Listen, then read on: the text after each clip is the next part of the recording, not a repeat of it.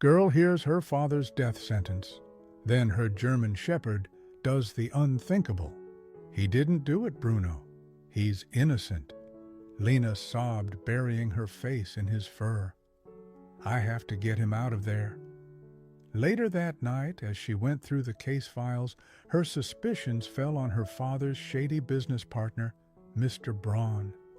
When she spoke his name, Bruno growled deep in his throat as if he knew that name and despised it. What did the dog know that humans didn't? To hear the whole unbelievable story of how a loyal dog did the unthinkable, like this video, subscribe our channel, and here watch the story until the end. The air in the large criminal courtroom of the Hamburg Regional Court was so thick you could have cut it. It tasted of old wood dust and stifled hope. Anja Weber, 17 years old, sat on the hard wooden bench, her fingers gripped so tightly into her mother's that her knuckles turned white.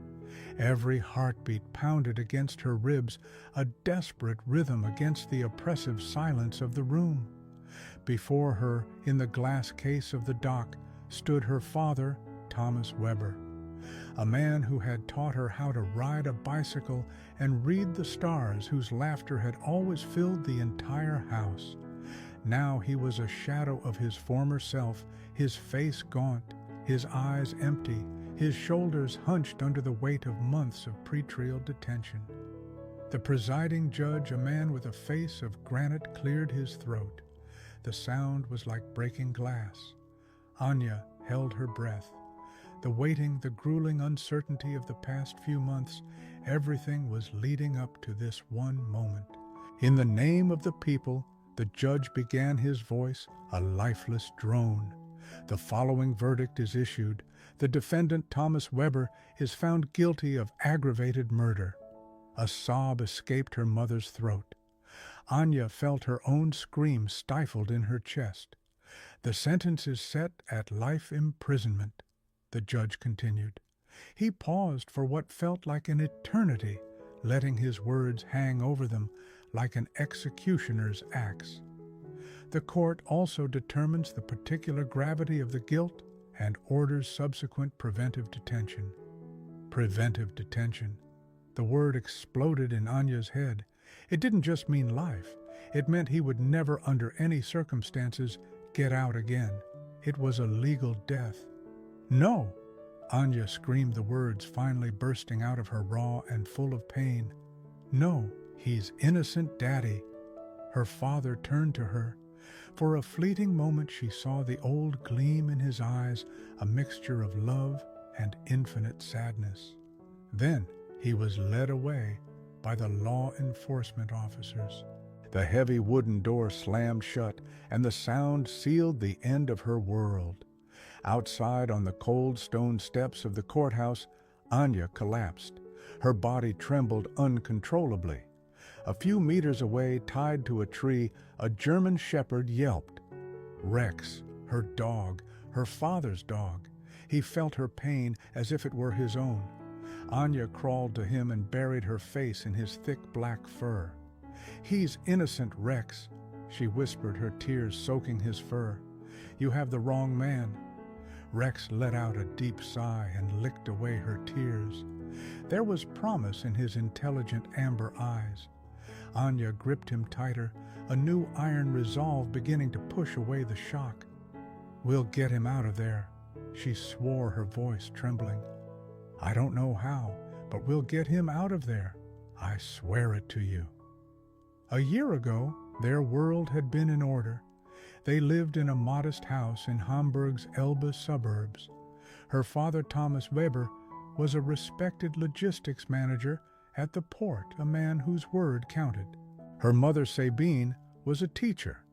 Their life was characterized by routine love and their shared passion for their German shepherd Rex. Thomas had gotten Rex as a puppy and trained him from the beginning. It was more than just a hobby, it was a calling. He was a member of a local guard dog Verein, a demanding dog sport that combined tracking, obedience, and protection work. Rex wasn't a police dog, but through intensive training, he possessed skills that went far beyond those of a normal family dog. His nose was a precision instrument, his loyalty unwavering.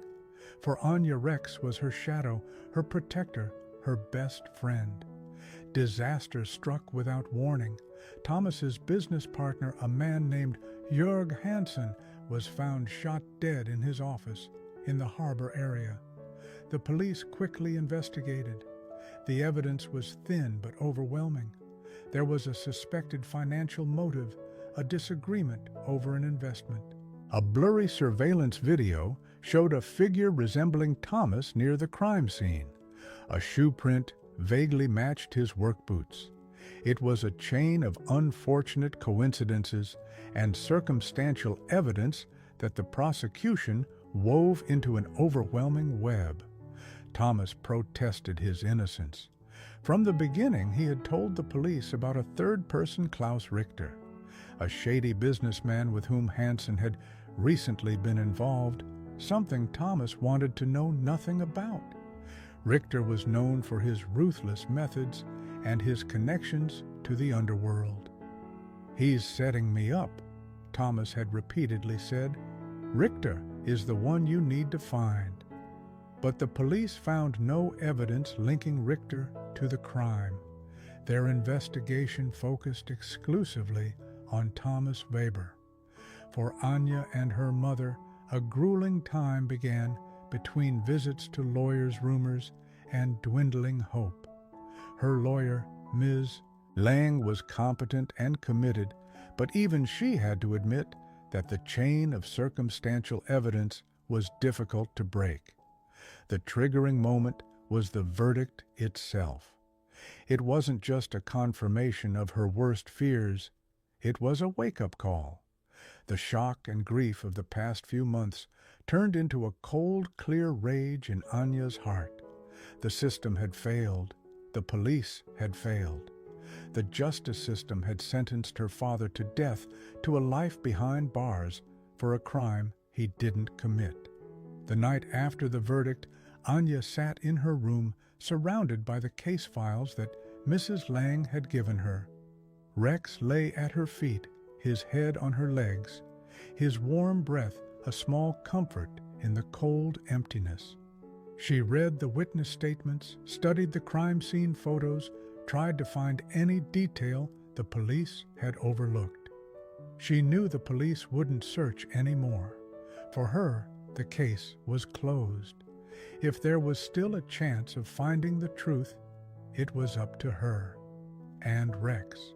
She looked down into the faithful eyes of her dog. He was more than just a pet. He was the last living legacy of her father's passion. He was a tracking dog, a protector. He was her only hope. In that moment, she made a clear, dangerous decision. She would do the police's job herself. She would prove her father was innocent. That was her goal, her only purpose in life from now on. Anya's resolve was quickly put to the test. Her mother, paralyzed by grief and fear, begged her to let the matter rest. "It's over, Anya. We have to accept it. Richter is a dangerous man. Please don't get yourself into trouble." The lawyer, Ms. Lang, also advised caution. "Anya, I understand your anger, but vigilantism is not a solution. The system has decided. A retrial is practically impossible unless new, irrefutable evidence emerges." New evidence, that was the key word. But where should she look? Anya began meticulously sifting through the case files. She focused on everything related to Klaus Richter. Her father had mentioned that Richter often held shady meetings in an old, almost forgotten part of the industrial port, a labyrinth of rusted warehouses and abandoned railway tracks. The police had only superficially checked this area, as there was no direct connection to the crime scene. For Anya, it was the only clue. On a foggy Saturday morning, while her mother was staying with relatives, Anya packed a flashlight and a bottle of water, put on an inconspicuous dark jacket, and called Rex over. "Come on, boy," she whispered. "Let's go for a walk." The industrial port was even more desolate and intimidating than she had imagined. The smell of brackish water oil and decay hung in the air. The silence was eerie, broken only by the distant screeching of seagulls and the creaking of metal in the wind. She let Rex off the leash. Such Rex, such. She commanded him using her father's old commands. At first, the dog seemed confused. He sniffed here and there, but the area was vast, the scents countless. Anya felt her hope begin to fade. Maybe her mother was right. Maybe this was all a crazy idea. But then Rex's demeanor changed. He tensed his nose, working on the ground with intense concentration. He led them away from the main paths, deeper into the labyrinth of dilapidated buildings. He stopped in front of a particularly large dilapidated warehouse, its windows smashed and its gate hanging by a single hinge. He whined softly and scratched at the door. "What's in there, boy?" Anya asked. Her heart began to pound. She squeezed through the gap in the gate. The interior of the hall was dark and smelled musty. Empty crates and old junk piled up in the corners. There seemed to be nothing unusual here. She searched the place for an hour, but found nothing that even remotely resembled evidence. Disappointed and frustrated, she left the hall. As she turned to leave, she froze. At the end of the alley was a black Mercedes. Klaus Richter got out. He smiled at her, a smile without warmth, cold and threatening. "A bit far from home for a walk, isn't it, little weavers?" he said, his voice oily. "This isn't a good place for young girls. You could get lost here, or worse." Rex stood protectively in front of Anya, a deep growl escaping his throat. Richter's smile froze. He raised his hands defensively. "It's okay. Just friendly advice." He got back into his car and drove away slowly. The encounter made Anya's blood run cold. It hadn't been a chance encounter. He had been watching her. It was a warning. The complications were no longer purely legal. The danger had become real. The stakes had just increased dramatically. She now knew she was on the right path, but this path was far more dangerous than she could have ever imagined. The days following the encounter with Richter were filled with fear. Anya felt like she was being watched. Every shadow seemed a threat. Her initial determination gave way to paralyzing despair. She hadn't found anything. She had only put herself and her family in even greater danger. One afternoon, she sat on an old loading dock near the warehouse Rex had shown her. She was on the verge of giving up her mother's words, and Richter's cold eyes echoing in her head. She buried her face in her hands. Rex, who had been restless beside her the whole time, suddenly began to act like a maniac. He whined, ran in circles, and then began digging in a specific spot at the bottom of the ramp where there was a pile of old bricks and construction debris. Dirt and stones flew through the air. "Rex, stop! What's going on?" Anya shouted, but the dog ignored her. He dug with a manic energy Anya had never seen before. It was as if he were following an invisible command driven by an instinct she couldn't understand. Suddenly, he encountered something soft. He pulled on it with his teeth and hurled an object onto the floor at Anya's feet. It was a plastic bag, dirty and knotted. Anya stared at the bag. Her heart pounded. Trembling, she picked it up and untied the knot. Inside was a single work glove, stiff with dried dirt and something dark that looked like blood. It was just a glove. It could mean anything or nothing. But Rex's behavior? He nudged the bag with his nose and then looked at it intently, as if to say, "This is it. This is what we were looking for. This was the turning point." It wasn't a spectacular find, no weapon, no confession, just a dirty glove. But it was something tangible. Anya packed the bag and ran. She ran all the way to Ms. Lange's office. The lawyer was initially skeptical. "Anya, an old glove that doesn't prove anything." "Please," Anya begged, her eyes filling with tears. "Rex found him. He dug like crazy. He's never done anything like this before. Please have him examined. I'll pay for it somehow." Ms. Lang saw the desperation and unshakable conviction in Anya's face. She sighed. "Okay, I have a contact at a private lab. No promises, Anya. This is a shot in the dark." 2 days later, Anya's phone rang. It was Ms. Lang. Her voice sounded completely different, tense, excited. "Anya, you must come to my office immediately." In the office, Ms. Lang placed a preliminary lab report on the table. "The glove," she said, her voice trembling slightly. "It has traces of gunpowder on it. And the blood, it's a blood-type match for the victim, Jörg Hansen." Anya stared at her, hardly daring to breathe. "But that's not all," Ms. Lange continued, pointing to a highlighted line. "The DNA traces inside of the glove. They come from an unknown male, but one thing is certain, they do not come from your father." At that moment, everything changed. Anya was no longer just the grieving daughter, desperately grasping at straws. She was the one who had found the crucial evidence. She had shifted from a reactive role to a proactive one. They had irrefutable proof that a third party had been at the crime scene. The point of no return had been reached. The fight for her father's freedom had only just begun. With the lab report in hand, Ms. Lang officially filed a motion for a retrial. It was a legal earthquake. The public prosecutor's office, which had considered the case closed, was forced to reopen the investigation. News of the new piece of evidence quickly spread through Hamburg's legal circles. Klaus Richter found out about it.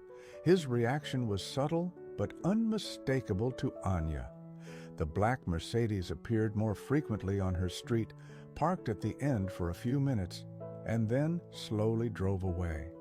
Once she found a dead bird on her doormat, a macabre, unmistakable message. The intimidation became more direct, more personal. Anya barely slept anymore. Every bang, every noise in the night startled her. This was her dark night of the soul. Fear gnawed at her. She alone was responsible for having provoked this dangerous man. She considered dropping everything, going to the police, and asking for protection, withdrawing the application just to keep her mother and herself safe. The thought that something else could happen to someone else because of her was unbearable. But then she saw the photo of her father on her nightstand, his smile, the sadness in his eyes at the verdict. And she knew she couldn't give up. Not now. The police, now under pressure from the public and the judiciary, assigned a new lead investigator to the case, Chief Inspector Bauer, an older, experienced officer whose skeptical gaze initially intimidated Anya. He listened to her story, the story of Rex's discovery, with professional detachment. "A dog digging up evidence," said Bauer, rubbing his chin. "You don't hear that every day, Miss Weber." Despite his skepticism, Bauer was thorough. He ordered an official DNA analysis of the glove and compared the unknown profile with the national database. No match. The wearer of the glove had no criminal record, but the evidence was incontrovertible. The investigation now focused on Klaus Richter. He was placed under covert surveillance. The police tapped his phones and tracked his movements. However, they needed a direct connection between Richter and the glove or the crime scene. The glove alone did not prove that was the carrier. The decisive breakthrough came again from Anya. During a conversation with Inspector Bauer about her father's habits, she casually mentioned that her father had always complained about Richter's smuggling business. He suspected that Richter was using the abandoned warehouse in the industrial port as a transshipment point for illegal goods. Bauer's eyes narrowed. Smuggling? That's not in any file. Suddenly, everything made sense. The glove wasn't found at the crime scene itself, but near Richter's warehouse. The perpetrator must have fled there after the crime to get rid of the incriminating object. The police now had enough information to obtain a search warrant for the warehouse and Richter's business premises.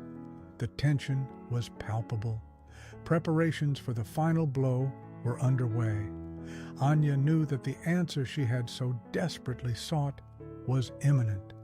Either Richter would fall into their trap, or her last spark of hope would be extinguished for good. At dawn the following day, the police struck. Several police vehicles cordoned off the abandoned part of the industrial port. Inspector Bauer personally led the operation. They stormed the warehouse that Anya and Rex had discovered. The hall wasn't empty. In the back, hidden behind a false wall, was a small makeshift office, and inside sat Klaus Richter, busy destroying documents. When he saw the police, he froze for a moment, then grabbed a briefcase and tried to escape through a back exit. But the exit was blocked. He was trapped. Bauer and two officers confronted him in the middle of the huge, cold hall. "It's over," Judge Bauer said calmly. Richter laughed an ugly, shrill sound. "Over? You have nothing against me. Absolutely nothing. You'll never find the murder weapon." He was arrogant, self-assured, convinced he'd covered up all traces. Bauer took a step closer. He pulled a small sealed bag from his pocket. Inside lay the dirty work glove. "We don't need the gun," Bauer said quietly, but every word echoed in the silence of the hall. "We have your DNA from inside this glove. A dog found it, by the way. Ironic, isn't it?" When Richter saw the glove, his facade crumbled. The color drained from his face. He stammered, trying to find an excuse, but his body betrayed him. In that moment, everyone in the room knew he was the murderer.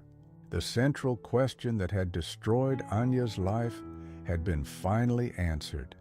Klaus Richter was arrested, his resistance broken. The fight was won.